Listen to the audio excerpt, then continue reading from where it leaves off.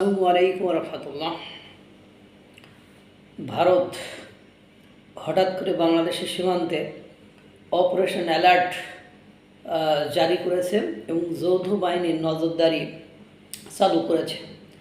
অনেকে বলবেন যে হয়তোবা ভারত পাকিস্তানের সাথে পেরে উঠছে না, এই জন্য দাদাগিরি করতে ভারতের দিকে তেড়ে আসছে, কিন্তু বিষয়টা এরকম নয়। যদি আমি নিরপেক্ষ দৃষ্টি থেকে আলোচনা করি তাহলে বিষয়টা এরকম হয়। আপনারা জানেন ভারতের পাকিস্তানের সেনা প্রধান এবং পাকিস্তানের প্রধানমন্ত্রী ইতিমধ্যে থ্রেট দিয়েছে যে যদি সিন্ধু নদীতে বাঁধ দেয় 10টা মিসাইল মারবে, মিসাইল মেরে বাঁধ ভেঙে দেবে। আর পাকিস্তানের প্রধানমন্ত্রী তিনি আবার বলেছেন যে উচিত শিক্ষা দেবে, কান ধরাবে। তার মধ্যে আবার পাকিস্তান আর ভারতের সীমান্তবর্তী অঞ্চলে গোলাগুলিতে 2 জন ভারতীয় সেনা নিহত হয়েছে। এখন ঘটনা হলো তাহলে আপনার বাংলাদেশের মেঘালয় অঞ্চলের দিকে কেন আপনার এরা অ্যালার্ট জারি করলো? এর পেছনে কারণ হলো 7 সিস্টার্সের ওই অঞ্চলটার বিষয়টা আপনারা জানেন। এবং বর্তমান সময়ে ভারতের সবচেয়ে খারাপ সম্পর্ক হলো পাকিস্তান আর আমেরিকার সাথে।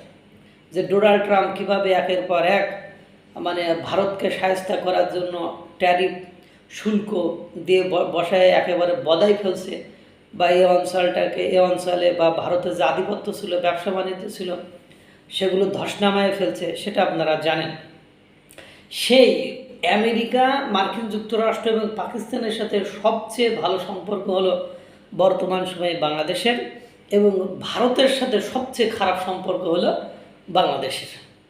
এখন কথা হলো, যখন পাকিস্তান ওই ধরনের হুমকি দেয় তখন সঙ্গত কারণেই ভারতের তো মাথায় এটা আসতে পারে। এবং আপনারা জানেন যে মেঘালয়, তারপরে আরাকান রাজ্য এবং বাংলাদেশের পার্বত্য চট্টগ্রাম অঞ্চল, এই অঞ্চলগুলো নিয়ে মার্কিন যুক্তরাষ্ট্রের একটা ইহুদি বা খ্রিস্টান রাষ্ট্র গঠনের পরিকল্পনা আছে। এটা আপনারা মোটামুটি শুনছেন, সকলে শুনছি, আমরাও শুনছি, অর্থাৎ কথিত। এটা আমি বলতে পারবো না, অথেন্টিক কথাবার্তা এটা বলতে পারবো না। আমি এটা অনেকবার শুনেছি, বিভিন্ন মহল, বিভিন্ন বিশিষ্ট বিশ্লেষকদের কাছ থেকে শুনেছি। তাহলে সেক্ষেত্রে আপনার মেঘালয় অঞ্চলটা আরও সামনে 15ই আগস্ট হলো ভারতের স্বাধীনতা দিবস।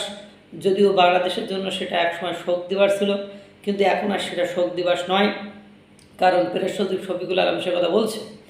তো এই জন্য এই অঞ্চলটাতে অপারেশন অ্যালার্ট বা সীমান্ত যে তদারকি, এটা জোরদার করা ভারতের জন্য ম্যান্ডেটরি হয়ে গেছে। আমার আলোচনা থেকে আপনারা অনেকটা হয়তো বুঝতে পেরেছেন।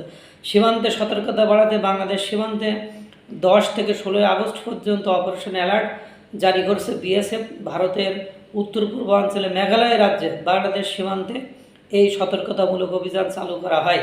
12ই আগস্ট বিএসএফ জানায় মেঘালয় রাজ্যে যৌথ বাহিনীর এই অভিযান চালু আছে। অফিসার সরাসরি উপস্থিত হয়ে এই অভিযানের তদারকি করেছেন। এখানে 24 ঘন্টা তল্লাশি ও 24 ঘন্টা টলহ ও নৌপথের টলহ চালু আছে। গৃহপালিত পশু পাচার, চোরাচালান ও অবৈধ অনুপ্রবেশ ঠেকাতে এই অভিযান। তাছাড়া তাদের নাইট ভিশনের সরঞ্জামাদিও তাদেরকে দেওয়া হয়েছে।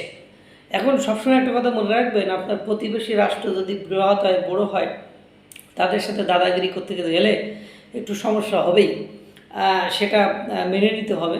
এখন পাকিস্তান ভারতের সাথে যা শুরু করেছে, আর আমরা পাকিস্তান আর আমেরিকার সাথে যে রিলেশন বিল্ড আপ করেছি, যেখানে ভারত একেবারে শুল্কর কষাঘাতে, শুল্কর আঘাতে একেবারে জর্জরিত হয়ে যাচ্ছে, সেখানে বাংলাদেশের 20% শুল্ক, তার মধ্যে আবার নাকি আরও কী কী সুযোগ সুবিধা দেওয়ার কারণে নাকি সেটা কমিয়ে 15% করবে।